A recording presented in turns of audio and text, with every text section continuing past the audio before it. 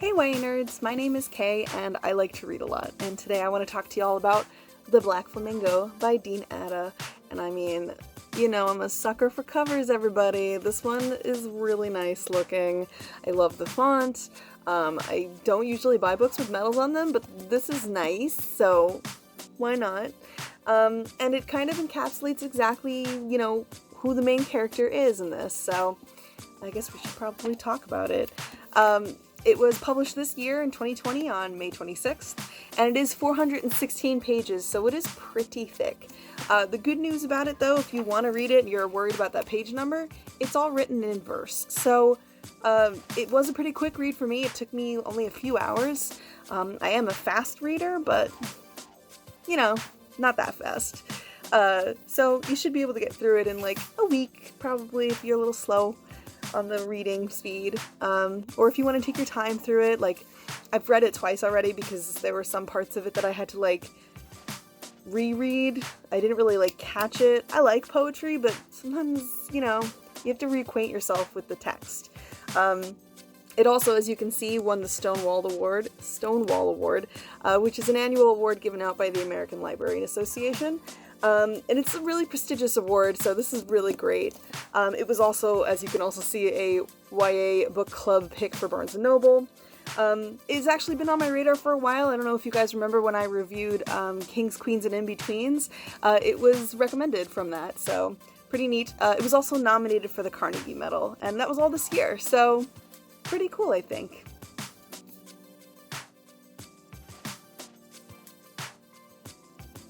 So, The Black Flamingo follows this young biracial man named Michael, who kind of finds out really early in his life, like prepubescent, I guess, or pubescent, that he's gay. And, you know, he comes out to a few select people, including his mom, and it all kind of goes pretty well for him, actually. I mean, there are some speed bumps. He kind of has to wrestle with race and sexuality, being biracial, and, you know, kind of living on this... what's the word I'm looking for? Kind of like living this life and like dealing with kind of like the judgment from, you know, both sides of his identity.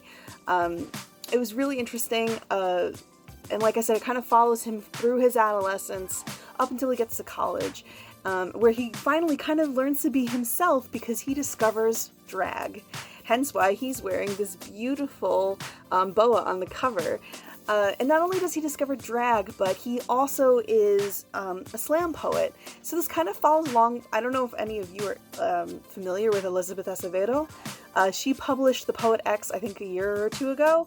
And she's also a slam poet who wrote in verse. So I think that's what Dean Atta is going for with this, where his main character is a slam poet, so his book is in verse.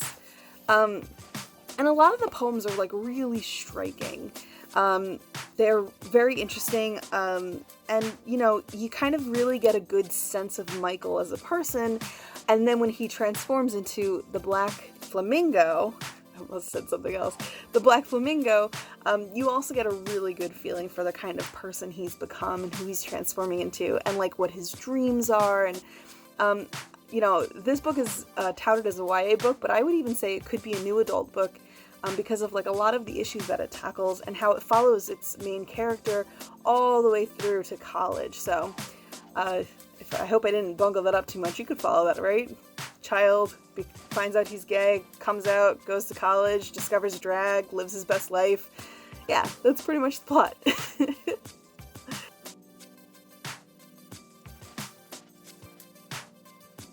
The tropes for this, they're not that many, honestly, which could be a good thing, especially if you don't like tropes.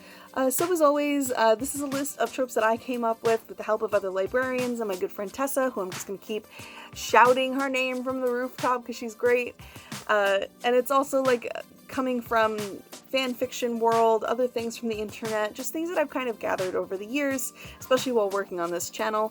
And after I'm done explaining them, I'll try to like align them with what I'm talking about with regards to the book in the video, but you'll find the definitions for all of them down below in the description. So we have beautiful first lines. The first lines of this book really like caught my attention. They were very beautifully written. I think that lends itself to the poetry aspect of the whole book, so really good. Broken family units. Michael, unfortunately, his father kind of wants nothing to do with him, which is really sad. So he grows up with his mom as a single parent. His grandmother and his uncle are really interested in his life growing up. When he starts coming out to people, it gets a little rocky with that too. And then his mom ends up with another child when he's a little bit older. I forget if that boyfriend stays or not, but it's very rocky, and he lives kind of in this rocky relationship with these family members kind of coming and going. So we also have Clueless Adults. I feel like that is a main trope for a lot of queer stories, where the parents kind of have like no idea what to do or how to help, and they kind of sit there with their hands up like, meh. So that kind of goes along with this too. Michael's mother seems like a really caring, loving person, but at the end of the day, she's kind of like, I don't know what to do with this. And even his father, who wants nothing to do with him, which is so sad, kind of falls into that category too, of like the clueless adult. We also have a new one, thanks Tessa, called Masquerade. This is basically when a main character usually, is pretending to be something they're not. So before Michael really comes out to like his peers and his classmates, he's kind of pretending to be something he's not. And even when he decides to get on stage and drag, I feel like his persona before drag was also part of the masquerade, and that coming to drag and performing in drag is kind of like taking his mask off, even though in some aspects you're putting a mask on when you're doing drag. So that's kind of where that one comes from. And we have, as usual, only one friend in the world. He has a really good friend. They have they've been friends since they were babies, pretty much, in this story. Or maybe not babies, but since they were very young. And a lot of drama happens between the two of them that kind of threatens their friendship. So, again, you'll find the descriptions down below. A lot of things I say in the video are going to reflect what I typed down below. So, let me know what you guys think of the tropes. If you think I missed something or you want to recommend me one, let me know in the comments, and we could talk about it. Why not?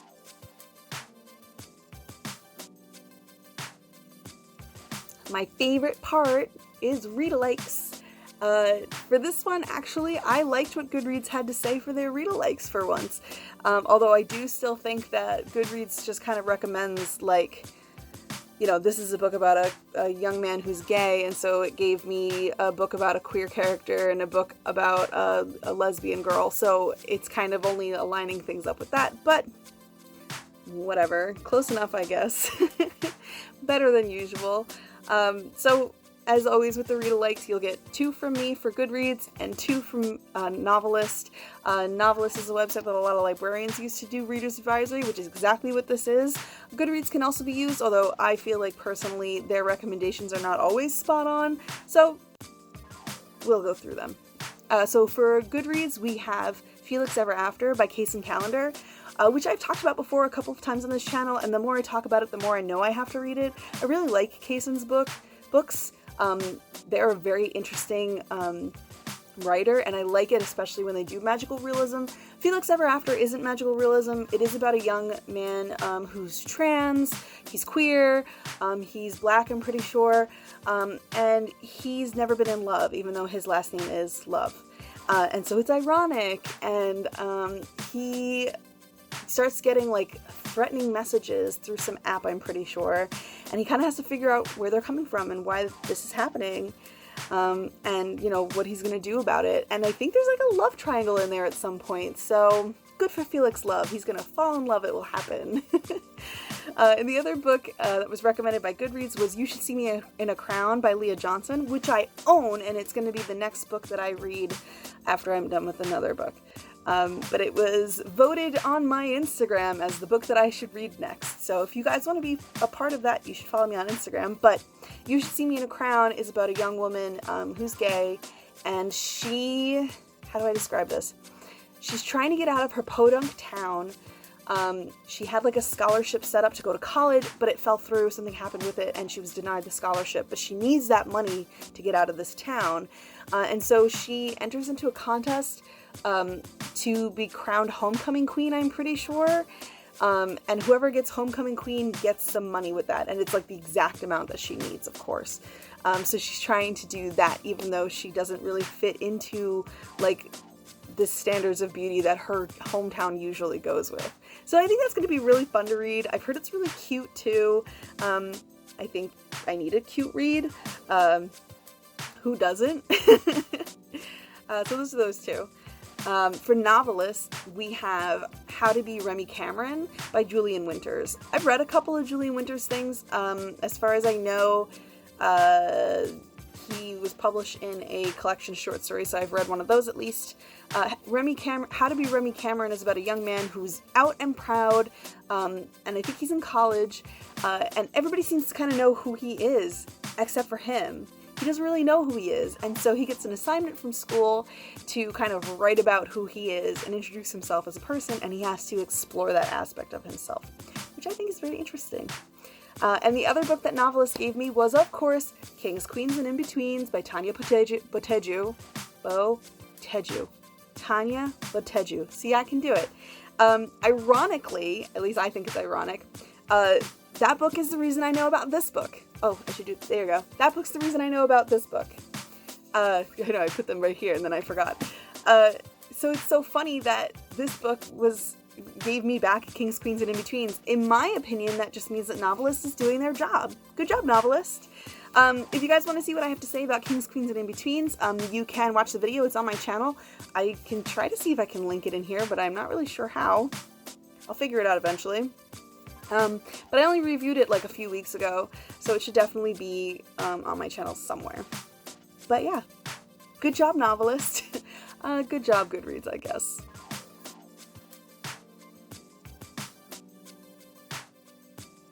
My rating for this one is an 8 out of 10 because it's really good. It's a good read. It's an interesting read. I like the subject matter and everything else. I like the way it's written.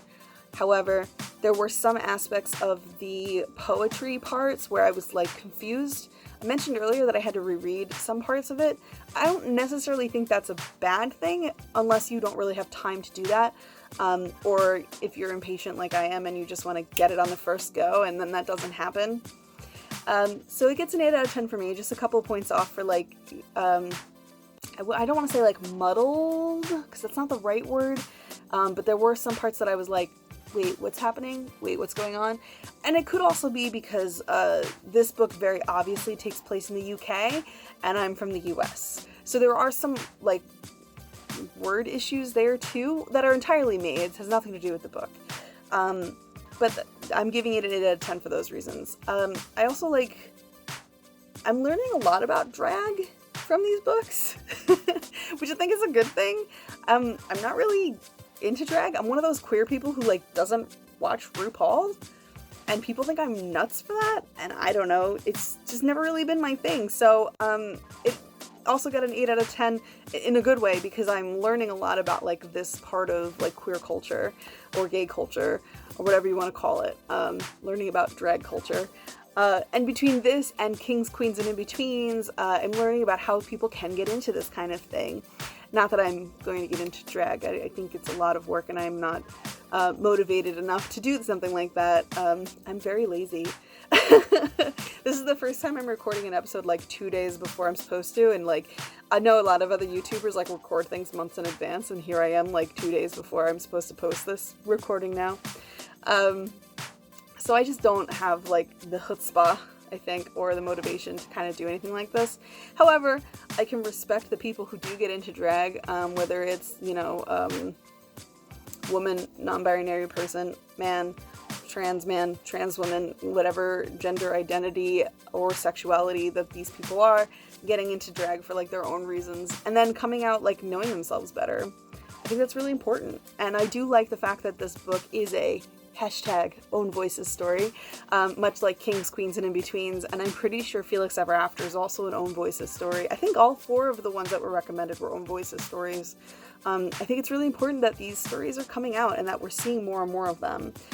So I'm looking forward to reading more things like this. Like I said, I'll be reading You Should See Me in a Crown soon, and maybe I'll have a review for you all for that one. But until then, I guess, peace out, YA nerds. Oh, and go follow me on Instagram, I guess. You'll find some cool things there, I promise. Links below.